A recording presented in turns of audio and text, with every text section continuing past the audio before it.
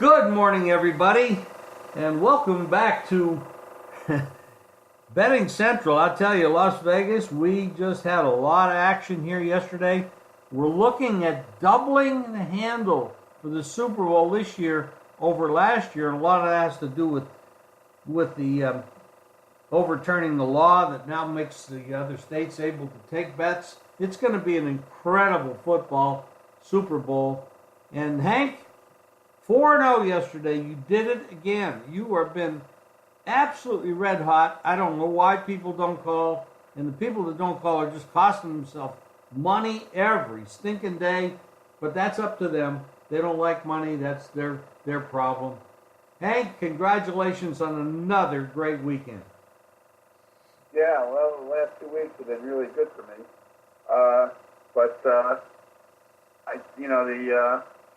I'll tell you something, though. I thought that, there's a guy who's on television now at CBS and the NFL Network, Nate Burleson, who says that, the Saints shouldn't have been in a position where a call determined the outcome of the game, and that they should look at themselves and see where they went wrong. That guy shouldn't be on television anymore. That's where he's going wrong. Everybody who knows anything about football knows that that was not only interference, but it was a helmet-to-helmet. So the officials missed 2 calls. And if they give them the ball there where they're supposed to, all they have to do is run out the clock and kick a chip-shot field goal, and the Saints are in the Super Bowl. Betting-wise, it would have been a push. But forget the betting aspect of it. The whole franchise suffers, and the Saints' legacy suffers. Drew Brees suffers his legacy because for the second year in a row, last year on a fluke pass play, they don't make the Super Bowl, and this year on an official's call. Those officials should never work another game again. Oh, I they agree. should be fired this morning. I agree with that. And for a network broadcaster to not accept that and to say that they need to say to themselves, what could they have done more? That's just plain stupid. And that guy should not be on network television anymore. He started to say it yesterday on a CBS postgame show after Boomer Esiason rightfully ripped the call and said that the Saints, were shafted. That's the bottom line on this game. And, it made me money, but I'm not happy. And the league has a problem with officiating. If they can't find a crew that can make the right call in a game like this, then, you know something? The Rams are tainted. They come into the Super Bowl as a team that shouldn't be there. And for that matter, if you look at what happened in the way New England won, they got in on a coin flip. Kansas City never got the ball, in the overtime. And, they have to look at that, too. That quarterback never got a chance in overtime, and he was red hot. Well, there were 2 of the most exciting games I've ever seen. That was the worst non-call I've ever seen in the Saints game. To look at it objectively, the Saints played a good first half. They got up. They really never did anything the rest of the way. They struggled the last 4 weeks with their offense. I don't know what happened with that, but the Saints should be there because they should have gotten a better roll of the dice from the officials. I don't know what the hell they were not looking at. Brees made a great completion towards the end of the game and put them inside the 20, and then he made that play, and they had a good fourth quarter where their defense was playing well, and they were in a position to win the game. That's all you need. That's Hank, the way they were winning games at the end of the year. I 100% agree with you that the Saints should have won that game based on the way it rolled out. The officiating is bad all year. It's not just that game. It's just you just never know what the hell you're going to get. day to day, week to week with the officiating. I don't know. They need to find a way to correct it. It's just that was a horrible. I mean, going over to the Patriots game. I mean, that was great. By the great. way, this is not a debatable situation.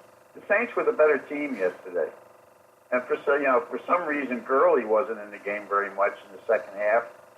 I don't know if he's hurt or not. They're saying no, but a key element of the Rams game was not in there, and Goff made a terrific pass play.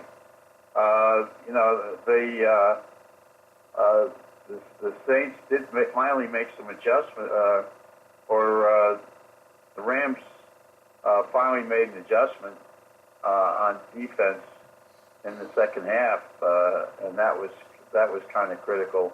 What happened was the Saints' game plan was just to keep going, to the running back on with the passing game, where the Rams' defense had no answer for it, and finally.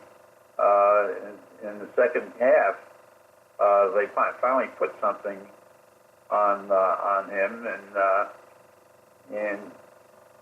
they shut him down. Mm-hmm. But up until that point, it wasn't Thomas. Thomas didn't really hurt him at all the entire game. It was, the running back who plays the role of running back and tight end for Breeze. And Breeze actually completed a couple of long passes in the game. So, they were doing what they had to do for most of the game. And the Rams finally came up with an answer as to how to stop they finally put somebody on the, and kind of slowed down that passing game in the second half. And Goff made a couple of good passing plays that put them in position to score. But the Saints defense was playing pretty well except for that. Yeah, after a shaky start by Goff, he calmed down and played a lot better than I think a lot of people expected. They worried about Goff not being able to step up to the moment, but he played well. Now we got to move on. I mean, we have a situation. The league's going to have to address these problems. I don't know if you need more instant replay for stuff like that. Well, I'll tell you something. Belichick has himself campaigned to have pass interference replays a challengeable situation. Right now, it's not.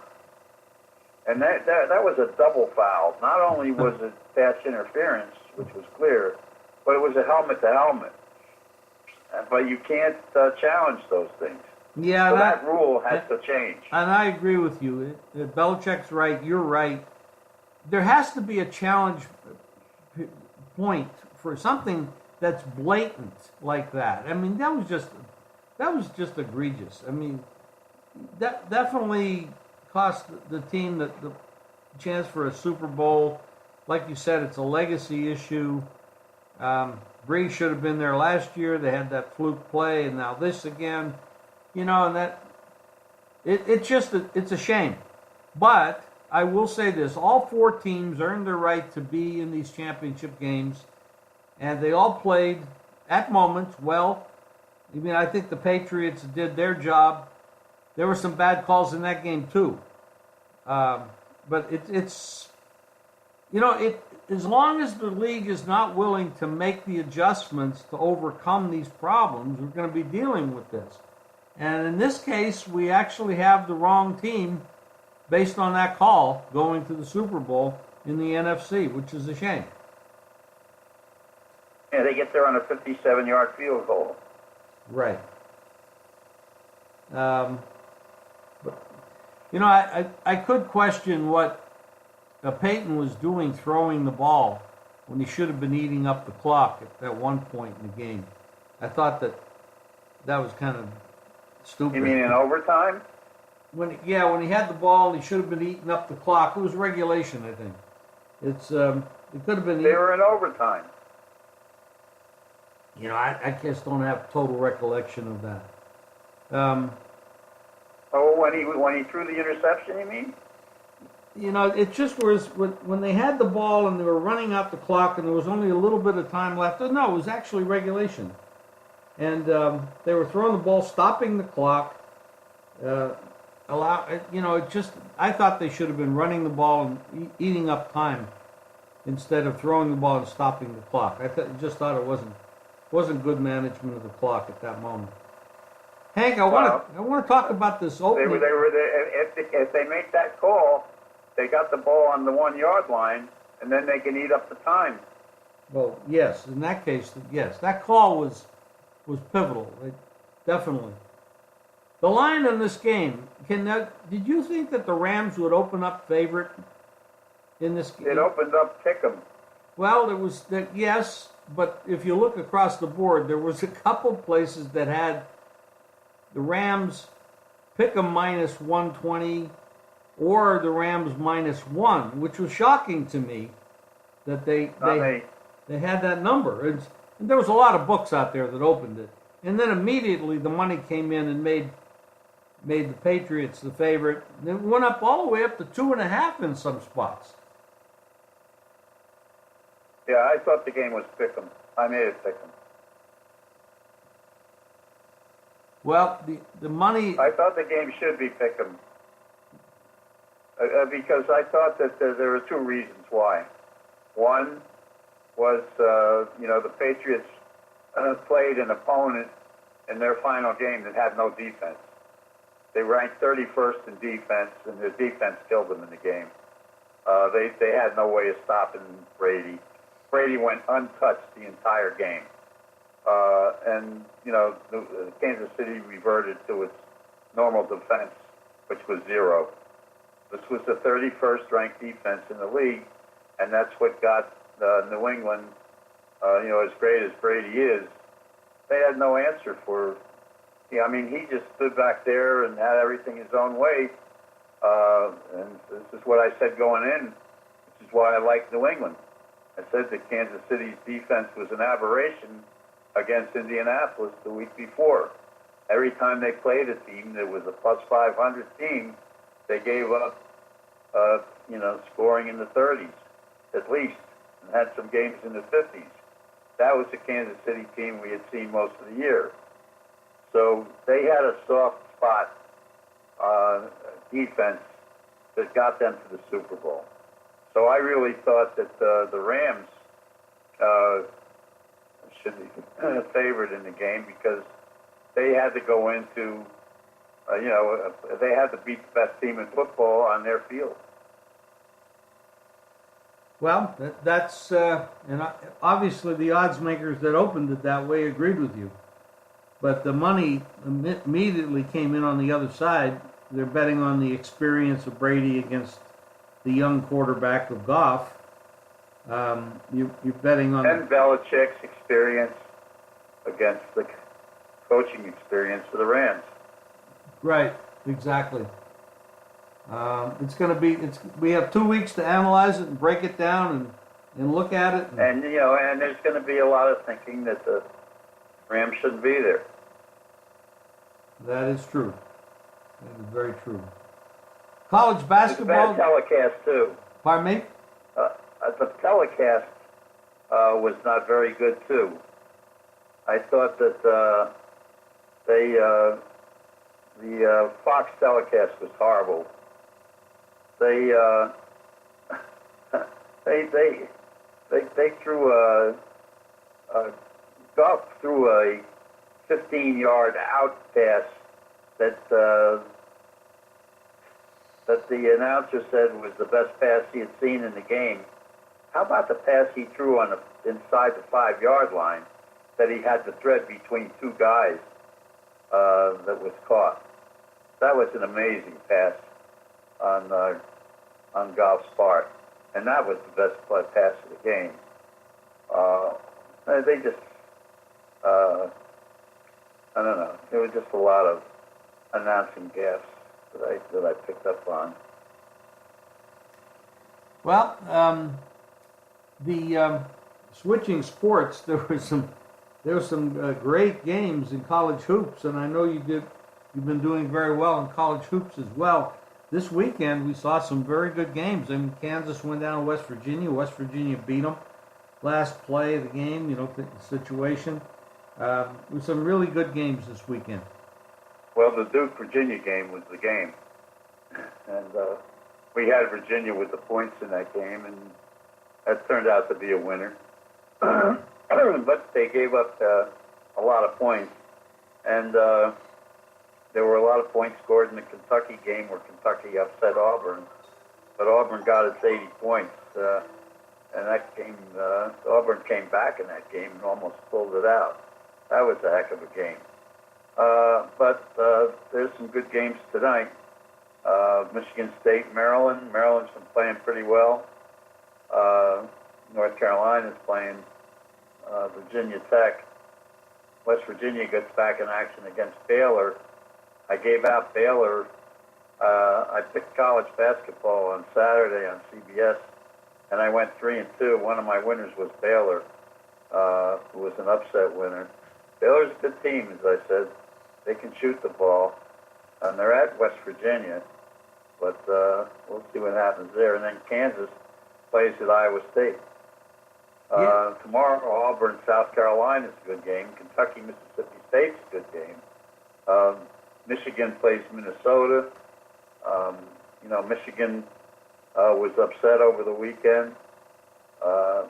So, you've got some interesting things going on in college hoops right now. Anxious to see when Duke gets their standout guard back. They really miss him. But they managed to squeak out a win against Virginia at home. Well, that Virginia wasn't able to hit any three-point shots, which really hurt them. But that Zion Williamson is just absolutely unstoppable. He at the college level, he is amazing. What an athlete he is. You mentioned There's some injuries in the NBA to watch out for. Some teams have some issues. There are a lot of NBA games today, but they've got Ball for the Lakers is going to be out for 4 to 6 weeks. Wow. I don't know when they're going to get the big guy back, but Ball has been playing extremely well for them. And the Lakers have to play Golden State today. Philadelphia is missing their big man for a couple of games. And New Orleans, of course, has their best guy out for a while. So got to watch out for injuries right now. Some of these guys are getting worn down. A lot of them are hurt.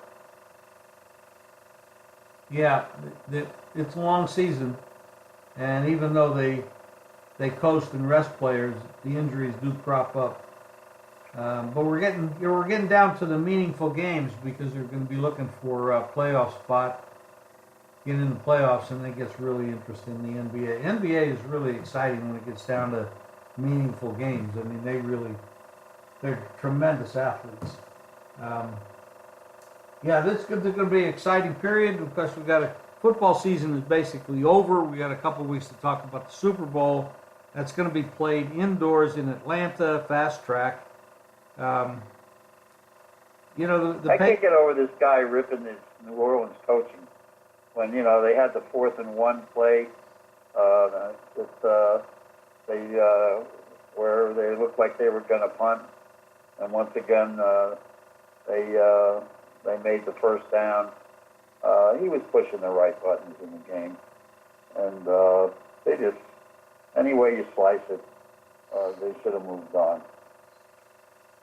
Well, there's a lot of tough decisions to make, and you got to make them fast. And you're not always going to be right, no matter who the coach is. Even the greatest coaches make mistakes. But these guys are great coaches. I mean, to get your teams that far, to go through all a long season, the ups and downs, the travel, all the things. These are all great coaches. I mean, Andy Reid. I mean, he had a great year. I mean, he put that team together, took them all the way to the championship game, and AFC. I mean, and he did it without much of a defense. I mean, but still, they went a long way. I mean, he's done a great job. Well, he had that sensational quarterback who played a great game again yesterday. He played great. Just never got his hands on the ball in overtime. But something, Breeze, I had said that I thought Breeze had a dead arm, which I thought he could only complete short passes. He completed a long pass in the game that was very well thrown. So his arm was fine. You never know when the last you're going to see these guys retire because they are. Breeze is, I think, 40 years old now also. Him and Brady, both are in the 40s. How about Gronk? Oh, boy. He played the game he played yesterday. Absolutely incredible. This guy has suffered through a lot of injuries in his career, but boy, he is amazing football player. He just absolutely, he's in a different class at that position. Just great blocking. You throw the ball to him, he's going to get it. He's an incredible ball player. And that combination of Belichick and Brady and Gronk, what a dynasty they built. It's just absolutely amazing what they've accomplished over the last 15 years or so, whatever number of years they've been together. Just absolutely incredible. Hank, I want to tell everybody... By the way, I just want to say something about Belichick. He saw something in that Kansas City defense that made Gronk a big part of the passing game, which he had not been in recent weeks. And he also stopped Kelsey. His defense and secondary shut Kelsey out in the game. Those were two huge parts of that game. You brought up something that most people don't even talk about, how good that Patriot defense has been playing. They are really, really come together. Nobody talks about their defense, but they're doing a great job. And Belichick's a great coach. He's legendary. He's one of the best we've ever seen. And they come up with game plans and they scheme and they just and Brady, of course, is just in another world. Very accurate, very smart. But like you said, if you don't put pressure on him and get in his face, he's just going to kill you.